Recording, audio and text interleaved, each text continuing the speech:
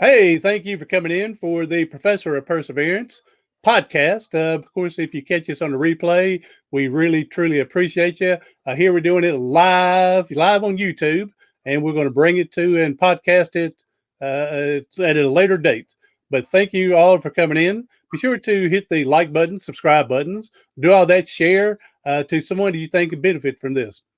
Today's guest and our topics, we try to always talk about people that have overcome adversities. Not particular on what type of adversity, as long as someone has overcome adversity and kicked adversity, challenges, problems in the teeth and moving on in life. Today, got a guest today, and his name is Brian Swift, and he's a veteran at this so-called adversity. He's 40-year plus in spinal cord injury. I'm 37. So we're right there together. And here's our topic. We're hoping we can provide some insight for newly spinal cord injury, or actually, I'm sure some of the stuff we talk about today can help anybody that gets disabled newly. I mean, because first thing off, we had to learn basically on our own. Let me get Brian on with us today. So, and right there, Brian. Hey, thank you for having me. I really appreciate it. Oh, you're welcome. Thank you. I saw you on LinkedIn and you were giving some insights I think at that time on some help people, try to overcome their adversity. And so after I was listening to that and watching that, I was going, let's see if we can get old Brian on the old podcast with us today. And we already got one in today. Here we got Nancy. Nancy's coming in. She's saying she finally got everything taken care of for us to go live. Hey, pretty cat there. Got a big, nice Siamese there, Nancy. So thank you for coming in. Appreciate you. All right, Brian, let's just go ahead and let's just dive into your story. Let's go ahead and get started. Tell us what happened to you that you become you're a quadriplegic. I'm a C5, C6 quad. So, and I myself is a C5-6 as well. So if you can go ahead and tell us your story. Sure. Well, I'll try to keep it short and simple. It was the day after Christmas, December 26th of 1979. I was doing something I loved. I have played football my whole life, played basketball, played baseball. So all my buddies were on vacation over Christmas break. We went up to a park, about 15 of us, and played football. And I had done this thousands of times, played tackle football without equipment. It wasn't something for the first time or the 100th time. I just happened to be running with a ball and I got hit from behind. I didn't fall on my head. I didn't land on my head. I didn't get hit. I mean, it wasn't even it's a hard tackle, but nothing unusual. And that was it. I was laying there and I just knew it wasn't something that was temporary. I don't know how, but my friends ran back to the house, got my parents. Ambulance came in the meantime, and got me on the cart, got me to the hospital, and found out I broke my C5, C6, and after a while realized it was a complete injury. Took a piece of bone out of my hip, fused my neck, and sent me off to rehab for 3.5 months. So I spent 3.5 months at RIC, which is now the Shirley Ryan Abilities Lab here in Chicago. And from there, just, I took it one day at a time. And I went from 17 and having kind of the world by the backside and had a girlfriend and had a job and was finishing high school and played everything, played football and basketball, baseball, and whatnot, to not even being able to feed myself, as you well know, and whatnot. So that's how the injury happened. So, well, let me jump in. We got CSD coming in. Thank you for cool T-shirt. Yes, I like to try to display something different when I can. So thank you. And my buddy John Bentley coming in saying hello to you, Brian. So hello, John. And well, Brian, I'm going to tell you right now, I didn't know your story. I didn't look it up. Well, we were just going to talk about this and move on. But I'm telling you, man, we could be almost Siamese twins. I got my neck broke playing, but mine was in 1983. And Mine was playing backyard, sandlot, whatever football, no pads, no helmets. Guy hit me when I wasn't ready. And I tell people when we both went to the ground, only one of us returned to our feet that day, and it wasn't me. So I understand that. So yeah, and so here the topic that today we really want to we want to give some insight, give some encouragement to people that are newly injured. You know as well as I did at the very beginning, it's trial and error. When you go to rehab, I don't care. You said 3.5 months there. I was in the hospital for 3 months and then went for a 1 month stay in Birmingham, Alabama for my rehab. But they don't tell you everything, or you don't know what to ask, so they don't provide, or maybe they don't know as well. So, and my experience was, I thought it was you heard a lot of negative. That being, I thought you got treated like a statistic. So I broke my neck at C5, C6. This is all you're going to be able to do, and that didn't sit well with my parents. It didn't sit well with me because I don't like being told what I can't do, because I don't believe anybody knows that for sure. So I just kind of at some point decided to stop listening and just see how far I could push myself. Because back then it was a lot of, this is probably all you'll be able to do. You'll probably need an electric wheelchair. We don't know, like you said, they're not totally sure. And you're going to need, care. You're going to need this and this. And so many things they told me I'd need, I've surpassed.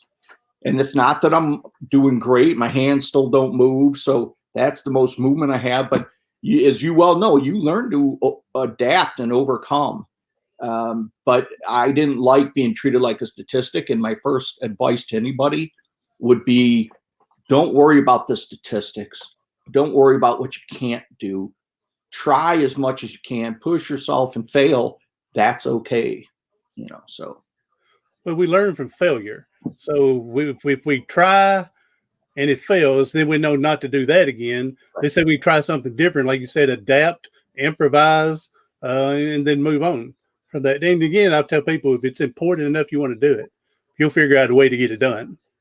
Yeah. So, yeah, like I agree with you. A lot of negative was thrown at the very beginning. I mean, as soon as they confirmed that my spinal cord was, well, the bone was broken, the vertebrae was broken, it took them 2 weeks to finally run then it was called a myelogram, where they put that fluid in there and they'd go in x-ray and everything. And then that took 2 weeks. But at the beginning, they confirmed that the neck was broken. And of course, it did the pinprick test to see what you feel and can't feel. But like you said, again, you'll never be able to walk in, maybe not move from your neck down. And then actually I was advised to be placed in a nursing home, that I would never get any better or be too much of a burden Yep. to be cared for. So I'm glad. So it seemed like you had the family life type that I had, where mom and dad just grit their teeth and said, let's go. I did. I was very blessed that I have a very faith-driven mother, and I have a very an old school father, both Irish Catholic. Dad doesn't do a lot of talking, but when he talks, you listen. That's always the way it was. And they were both just keep moving forward. We don't, I've never, this is the God's honest truth. I have never asked God to help me walk, or I've never asked why. Never have. I've always, my mom saying this, things happen for a reason. We don't know. Now it's kind of move forward time. And I have been blessed. The only thing I've really asked him for is to give me the strength to deal with it. And I have been given some mighty strength. So. Yes. And I'll go ahead and tell you that front that I wasn't at that time what you call a spiritual, religious Christian. I grew up going to church, but I had never been saved. But I remember that night when I got hurt, that I remember saying, I mean, it was one of them. I knew there was a God, but it was hard to believe in one I know. because of so much stuff and tragedies happens. Yeah. That's how I thought. And so I remember saying, praying, God, if I'm the last. Now this is a stupid prayer. I'll say this right off the bat. But I was. What's the old thing? I was trying to be in denial and then trying to bargain. I said, well, if I'm the last person to ever get paralyzed, then I'll accept this. Oh yeah, like it's going to happen. So, I know. Hey, we got hey, the life of Cleo's coming in. He said hi to you, Brian. Hello. She did. I'm sorry. She Hello. did. And Erica, thank you, Erica, for coming in. So, hello, Erica. Thanks for coming in and listening. So, and Life Cleo, she says, amazing, Brian. There you go. Thank you. So I'm blessed. And I've been real blessed to be able to push myself for 40 years. I mean, one of the things I'm still in a manual wheelchair. Now, I will admit that 5 years ago, I went to a manual assist, but because I've worn out my shoulders and my elbows, spending 40 years pushing a wheelchair. I played a lot of wheelchair sports.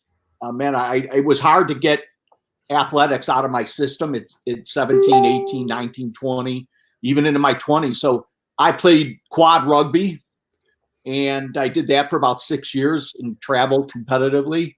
And then I swam for 3 years competitively and did a little track and field. So, and then when that kind of ended, I went back and I coached football and basketball at the grammar school where I played. And then I was really lucky enough to go back and coach in high school. So I was able to go back to my old high school and coach football and sophomore basketball. Awesome. Yeah, that's one thing is another friend of mine, he's passed away. He was I'm assuming he had to be in a C3 or above because he couldn't even move from his shoulders down.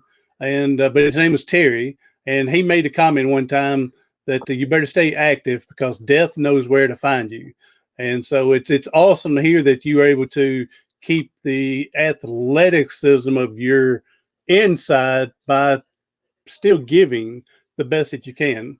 And that I did the same thing. I got into coaching our local baseball team with my brother, and we started off in Babe Ruth and Little League. Well, not Little League, but minor league. And then I got into school coaching with basketball and baseball as well. So I think sports, there's a lot of lessons you can learn in sports. How to be a good winner, a good loser, how to team play. So there's a lot of things in that. And coaching from a wheelchair really forces you to have to know the mechanics behind everything you did. So I coached receivers in high school. And, I'm friends with some of the kids I coached that are young men now. And they joke about it. Here I am, I look out and my coach is in a wheelchair. How in the heck is he going to teach me to be a better receiver? I coached quarterbacks for probably 10 years.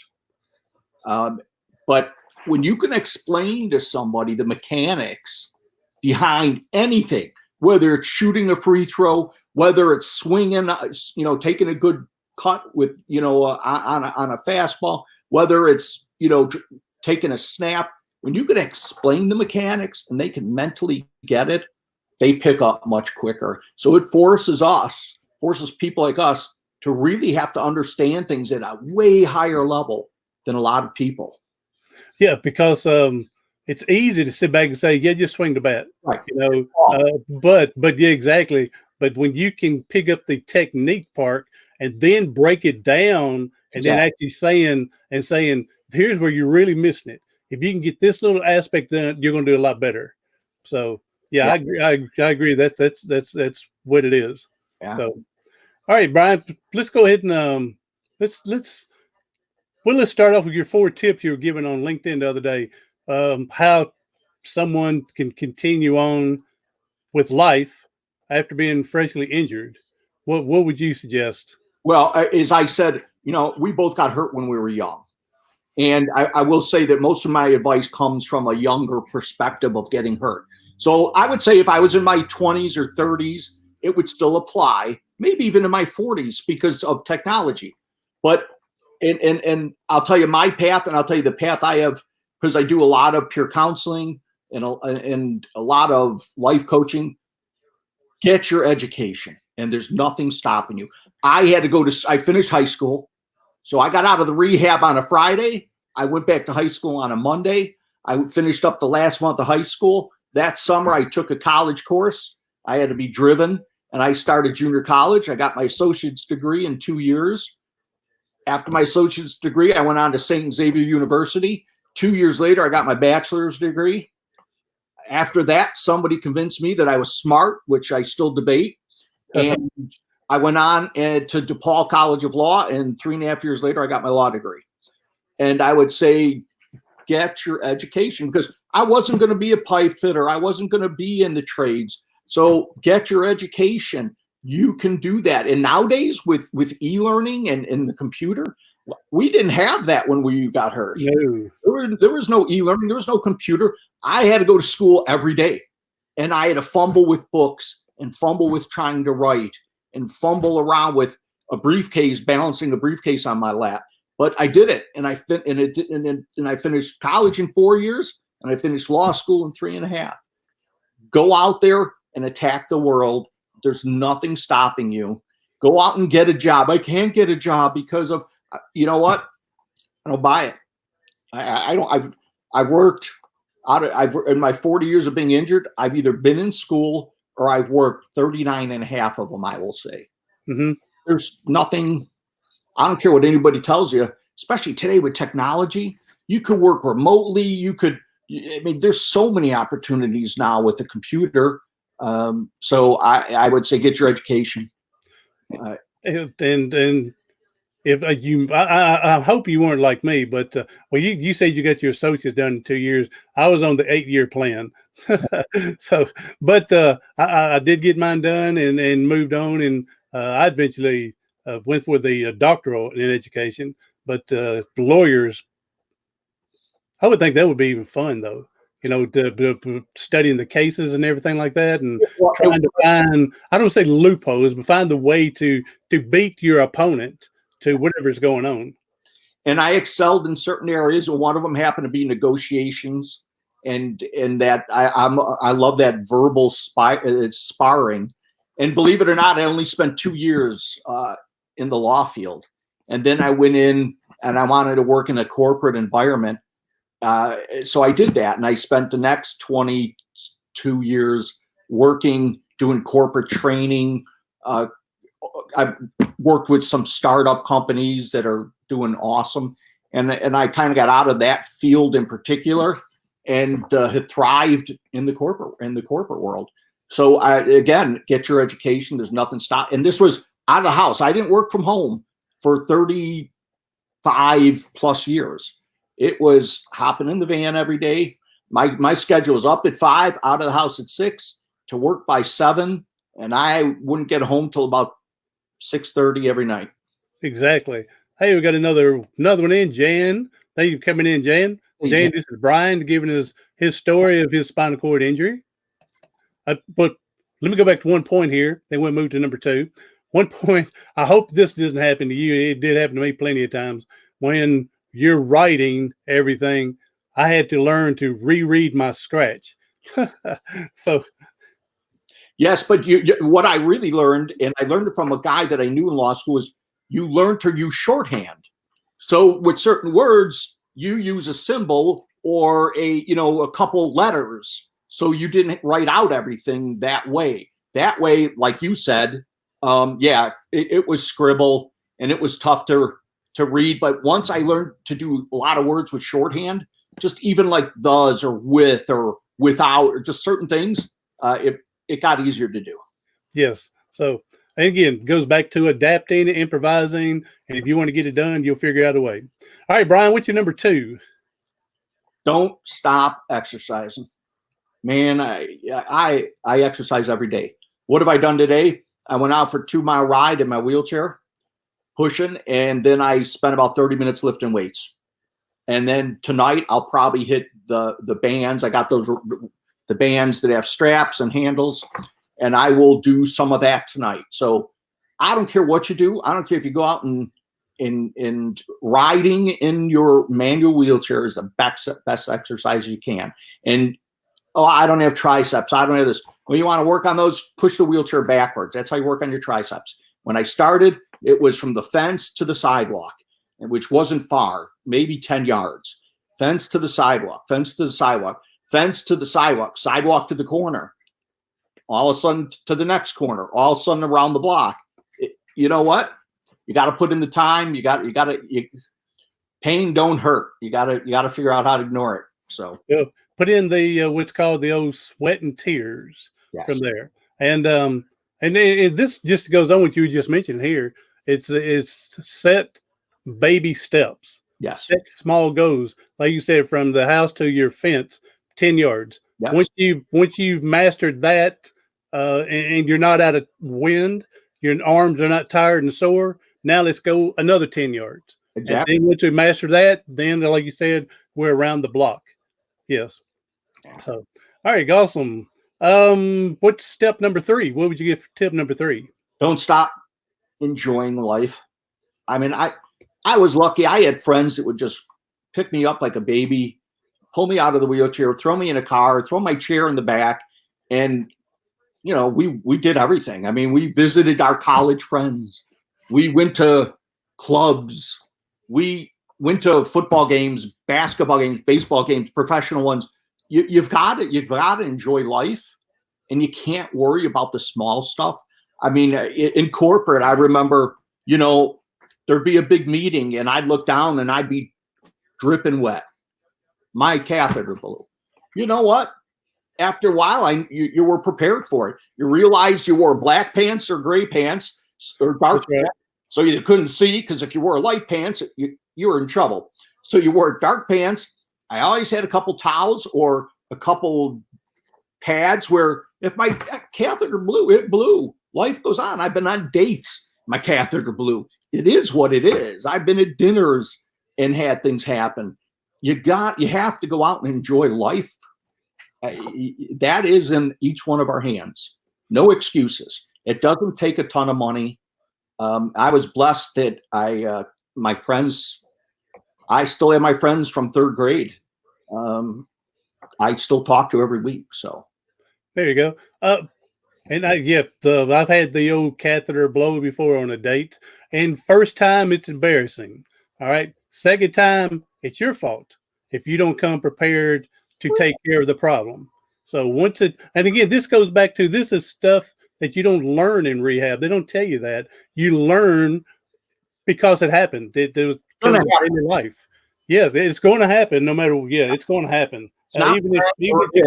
It's not if, it's gonna happen. And I don't know, you think about it. I mean, when other people are whining, I guess part of my perspective is I wake up every day and got to pee in a tube.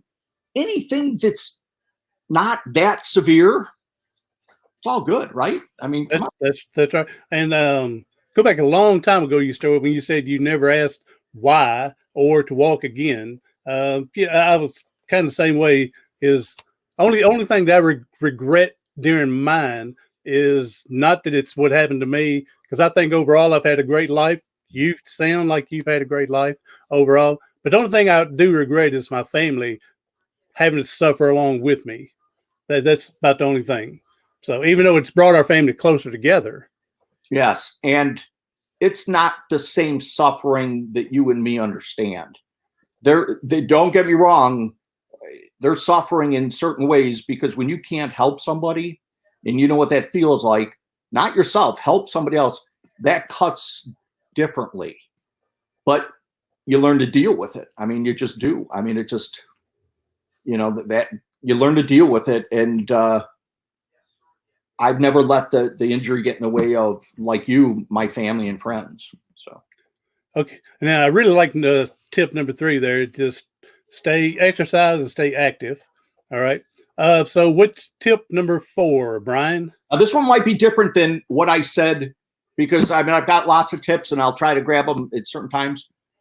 You've really got to find a way to inspire yourself and stay motivated. that's different for everybody. We're all going to get down, right? I don't care if you're walking or you're riding, you're going to get down. Down doesn't mean depressed. You're going to get frustrated. I got frustrated when I was on my feet. People around me get frustrated. So a lot of things I think people with wheelchairs experience, they seem to think it's because of being in the wheelchair, but I guarantee you had gotten down and frustrated and pissed off and angry when you're on your feet too. So it's not going to be any different for us. That's okay. Just don't stay there long. My thing has always been, you can get down, you can be down for a couple hours, you can be down for a day, but don't let yourself be down for 4 days or a week, because 3 days will turn into a week and a week will turn into 2 weeks. Stop it. Find ways to stop it. Find the music you love. Find the movie that gets you out of the groove. I exercise. I got a heavy bag in the garage. I've got weights in every room. I'll go for what I do is I push myself to my arms hurt. So what was it? 2 days ago, I went for a 6-mile ride, and about 3 miles out, my arms were burning. But I pushed myself till I'm tired, because then I know, guess what? That's the easy part. Where you really build character, turning around and pushing yourself back. Going back. That's right. Now, a friend of mine here, Jan, she's here today. And I think Jan told me it was her grandmother said this. I could be wrong. Or her mother, or maybe a mother, one of the two, I think. But made a comment, it's okay to visit Pittyville, but to move in is not acceptable. So 100%. Totally agree with you. So, all right, Brian, man, I'll tell you what, Brian, you and I could be Siamese twins, because the stuff you're bringing up is stuff that I've said. I wish a friend of mine would have come on. I wish I'd have notified him. He goes by the Angry Quad, AQ. He's really into the physical aspect of trying to tell people to get off their butts, go do something. So I never really had I don't want to say I didn't have a choice, because I did. But I mean, my family was very passionate about staying busy. Like, there was no sitting in my bedroom. You didn't sit in the bedroom. First of all, I had no TV in my bedroom. There was no air conditioning in my bedroom at first. So you spent there was no getting down. Actually, and if we have time, a quick story that go ahead. Yes, really changed my life. So I'm up in the rehab at RIC, and I had probably been up there about a month. And my birthday's in January, the end of January. So I broke my neck, December 26th. So I'm turning 18, which is a big year. You're a senior in high school. And I was probably not in the best spirits. So my dad came up and visited, took off his overcoat, sat down. I'm sure we had a couple, words, little conversation. And he just got up, walked over, picked up his coat, put it on. And I kind of was like, well, he didn't say anything. And he walked over to me and he said, here's the deal. If I ever come up here to visit you and you're down or you're depressed, I'm leaving. It is your job to keep this family motivated. It is your job to keep the family up. It is your job to be in good spirits, because the way you go, this family will go. So he took off his coat, sat down. We talked like nothing happened, because that's just the way my dad is. And from that time on, I knew it was my job to make sure that my accident didn't affect the family negatively. And from then, it struck a chord with me. That was my job, to be up all the time. And as much as I can, I am up most of the time. So Dad is a wise man. Yeah. So because not just spinal cord injury, it's if you allow the challenge, adversity, problem dictate your life, it's going to affect the family life. And how many families just broken up, like you're talking? And so because it was your spinal cord injury, everybody else in your family is dealing with it, but they're dealing however you're dealing with it. So yeah, Dad, that's a wise man. And the other wise thing he told me, which I love telling people, and he's an interesting character, and I'm blessed he's still around. About a month after I got out of the rehab and I was home, I remember him saying, this is the way I was treated. And I think it's missing in today's disability community, because I think they're coddled too much today. Amen, brother. They're coddled today, which might lead to our next, I know that could be numerous podcasts, But about a month after being home, my dad said, if you're looking for sympathy, you could find it in the dictionary between shit and syphilis. So there wasn't a lot of sympathy around my house for my situation. And that's just the way it was. I mean, you put a smile on your face and you move forward. I've met several, and you met a lot of people over your time, but I met several people where their family put them in a nursing home because they just didn't want to deal with it. And I don't know if it was their mentality or just didn't want to deal with the whole physical aspect. And I'm blessed, and you are too, that if you and I tell people, God knew before I was born what family I needed to be with for me to be successful. They have sacrificed so much for me to be able to do so much. So I'm very blessed in that area. Now, do you have before I get to the last thing, but do you have a bonus tip you want to throw in? A number 5, a bonus. Do you have anything off the top of your head? You know what? I do. And I've always been raised a certain way, but keep your faith and say prayers. I'm a believer in it. I like you, I grew up going to church. I grew up, I went to parochial schools. In high school, I was taught by the Christian Brothers of Ireland. But until you really face something, you don't realize what faith is. Until shit hits the fan, then you've got to understand what faith is. And I've been blessed to have a very strong faith. You can have a strong faith and still have lots of questions out there, and that's okay. But I'm a believer, and I thank God every day for what I have. I'm blessed, and say my prayers every night. I'm just a believer in it. I don't believe I'd be as blessed as I am by just pure luck or what I've done. I believe there's something far greater than Brian Swift and my great family out there that has helped.